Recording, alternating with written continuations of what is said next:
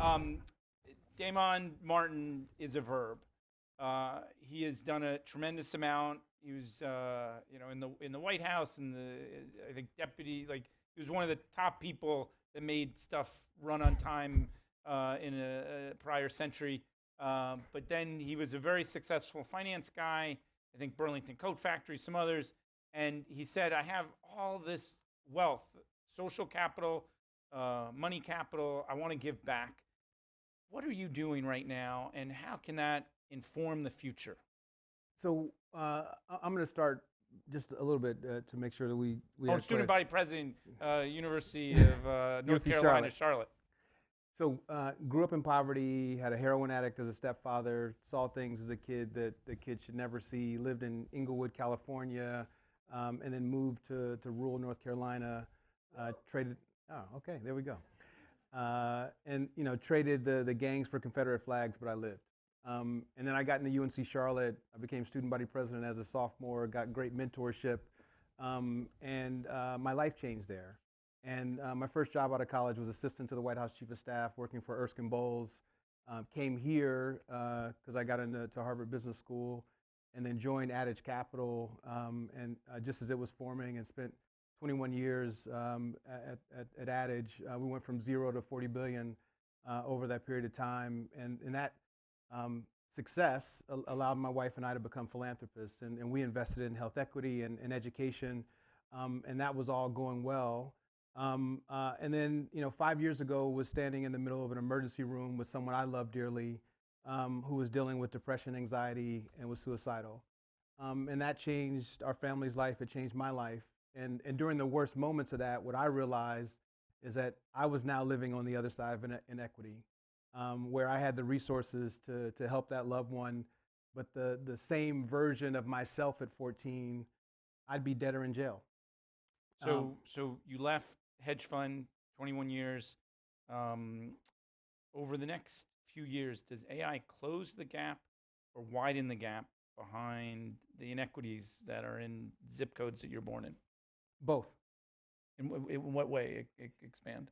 Um, um, the folks who have the understanding and the knowledge will accelerate the gaps that exist. Back Bay versus Roxbury, there's a 23-year life expectancy difference. The north side of Chicago versus the south side, there's a 30-year life expectancy difference. So right now, where we're living, the zip codes are determining how long we're living. This technology, though, on the flip side, is the first thing that we've had the ability to lower cost and increase scale in terms of how we actually help people.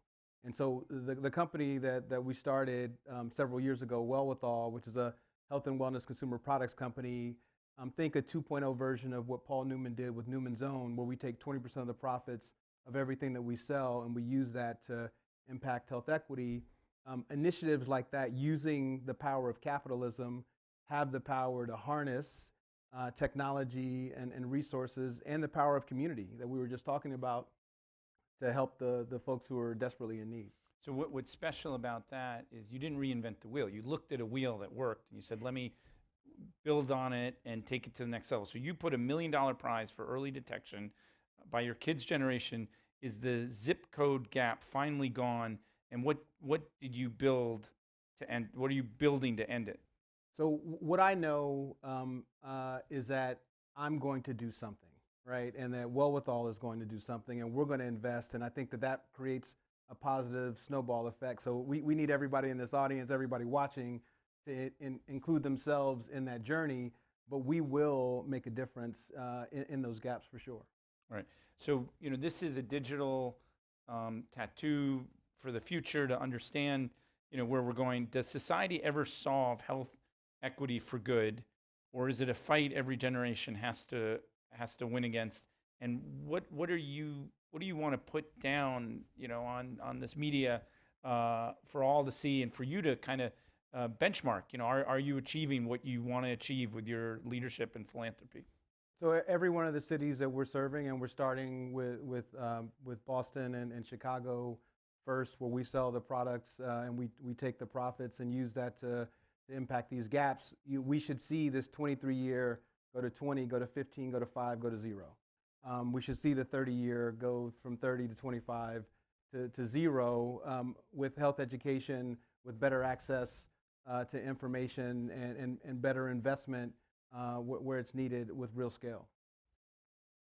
So what message do you, what foundational things do you hope your example now will be built upon for future generations?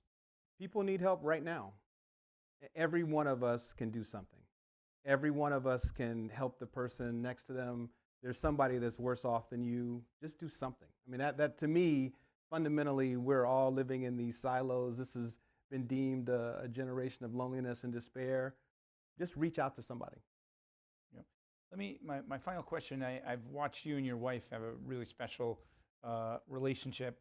What relationship advice? I know you're not a shrink for the world, but what relationship advice do you have for future generations that you think you've lived or you've preached or you've talked about how hard it is that you think could be something helpful to 2 or 3 generations ahead? Well, I wrote a book, Friends of the Good, that just recently came out, and I think you read it, or at least I wrote a book review of it. Yeah. But one of the things that I say about marriage, my wife is my ride or die.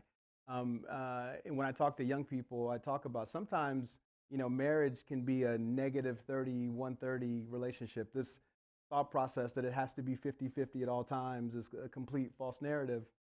And we have to support each other. And we all go through these cycles of disruption. We go, no one is spared from the pain that exists in life. But when you have somebody next to you to ride through that life with you, there's no greater gift that you can have. Great. Ladies and gentlemen, someone who is very financially successful and deciding to give back in his own way, and I'm glad we're documenting some of that for people to see. Thank you very much. Damon Martin.